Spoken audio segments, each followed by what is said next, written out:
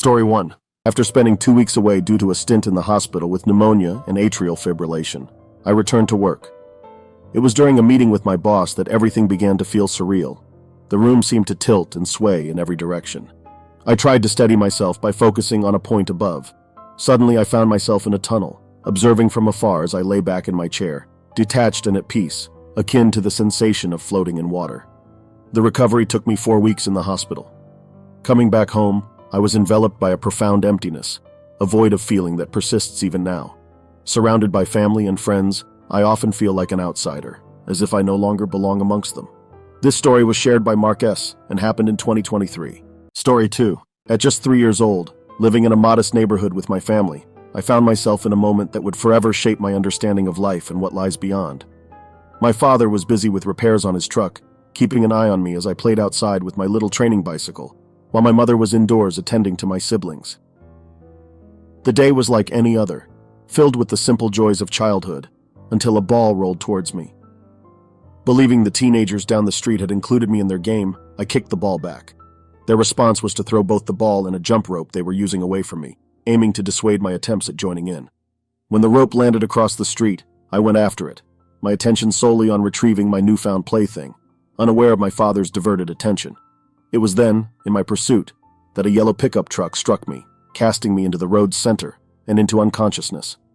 What followed is etched in my memory with vivid clarity, a departure from my physical form, rising towards the sky, enveloped in an inexplicable sense of lightness and bliss.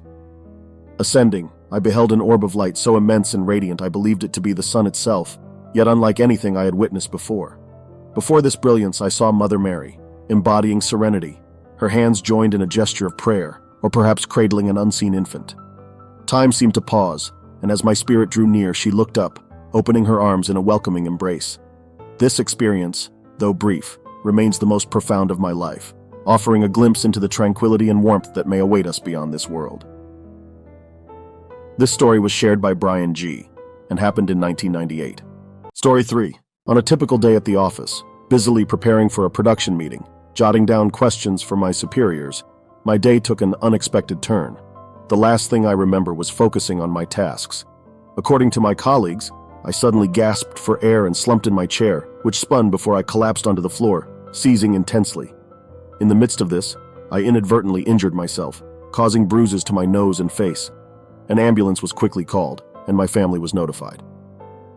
Following this incident, I was taken to hospital where, after several tests, it was discovered I have a congenital heart condition known as hypertrophic cardiomyopathy. As a result, I was fitted with an internal loop recorder, which proved invaluable when I experienced a similar cardiac arrest at home 5 weeks later. This device captured vital data that gave medical professionals a clearer understanding of my condition. During both episodes, though completely unconscious and seizing for about 2 minutes, I was acutely aware of what I can only describe as near-death experiences.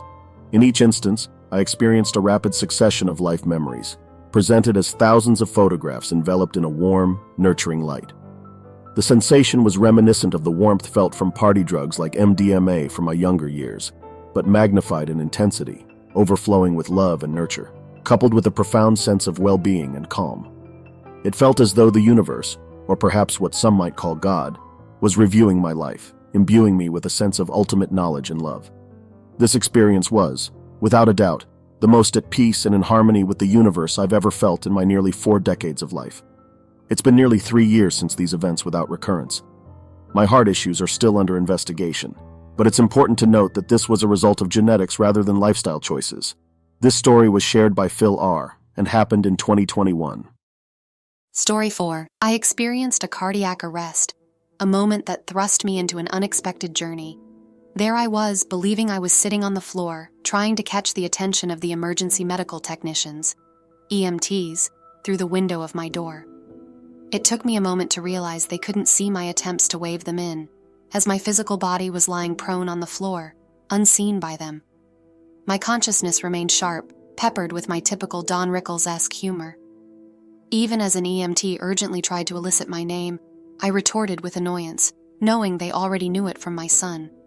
The atmosphere was tense, my son's voice laden with stress. Yet there I was, engaging in a verbal dance with the EMTs, insisting they focus on my son rather than pestering me. My friend and neighbor, disguised under the claim of being my sister to the EMTs, was soon ousted by a police officer after the truth of her identity was revealed. This misunderstanding led to a moment of ironic humor for me, still oblivious to my actual state of being dead, or at least detached from my body. As the EMTs carried me past my car, unable to maneuver the stretcher through, I found myself observing from an unlikely perch on the edge of my roof. The sight of my friend, her husband, and other neighbors gathered outside struck me with the absurdity of the situation. Intrigued by my out-of-body state, I followed my physical self into the ambulance, overhearing the EMT's grim updates on my condition. Despite the dire situation, I was captivated by the paradox of seeing both the inside of the closed ambulance and the view down my street.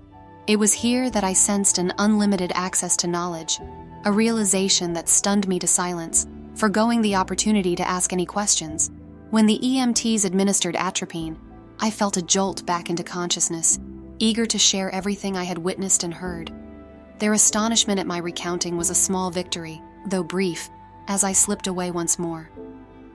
Upon regaining consciousness in the hospital, the situation was quickly attributed to an electrolyte imbalance, a diagnosis that would lead to further complications and eventually surgery. The night following my surgery brought another intense experience. As I tried to reassure a distressed nurse, I found myself again detached, mesmerized by the vivid colors of the monitor screens. My sudden inquiry about a bolus, a term unfamiliar to me before this ordeal, caused the nurse considerable shock, marking the end of her involvement in my care.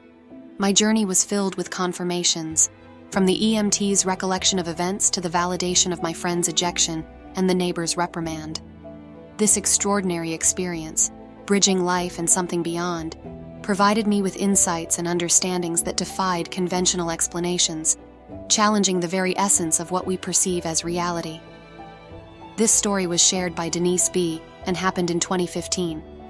Story 5. Falling through the roof, I spun around twice before my head met the ground, plunging my world into darkness. It wasn't like any unconsciousness I'd experienced before. It was a profound, eternal emptiness. Suddenly, I found myself in the presence of my great-grandmother, observing my own body from a distance. I could hear my dad and the 3 others we were working with, their shouts piercing the stillness. Watching my father rush to me, his descent swift and urgent, was surreal. One colleague was visibly distraught, brought to his knees by the shock, while another called for emergency services. My father's embrace of my inert body, his screams and tears, marked a moment of intense vulnerability. Amidst this chaos, I was engulfed in tranquility and an inexplicable understanding of the universe, as if all the mysteries I'd ever pondered were unraveling before me. Observing the scene, I felt like an all-seeing entity, incapable of movement, yet acutely aware of the beauty that had transformed the grim surroundings of a damp, rain-soaked tobacco warehouse into something almost divine. In this state of heightened awareness, I prayed. I asked for protection over my wife, mother, and grandfather, regretting not telling them I loved them more often. The realization of how crucial it is to express love struck me profoundly, highlighting the unpredictability of life. As I continued to watch, my perspective began to shift, allowing me to focus more intensely on my father's despair. I prayed again, hoping for strength not to let my dad down in what was already a challenging time for him. Then, the void returned, a vast, dark emptiness that was soon pierced by a small, growing light. Accompanying this light was a distressing sound, unrecognizable at first. As the light expanded, so did the noise, until it was clear that these sounds were coming from me. The return to my body was jarring, marked by intense pain and the disorienting sensation of the world spinning. My recovery in the hospital was long, and it was a while before I could see my dad and the others again. When I finally shared my experience with them, their reaction was one of disbelief, their skin turning pale, goosebumps rising at the precision with which I recounted events that I shouldn't have known, given my condition. This experience has not only reaffirmed my belief in a higher power, but convinced me of the existence of life after death. This story was shared by Nicholas B. and happened in September 2015.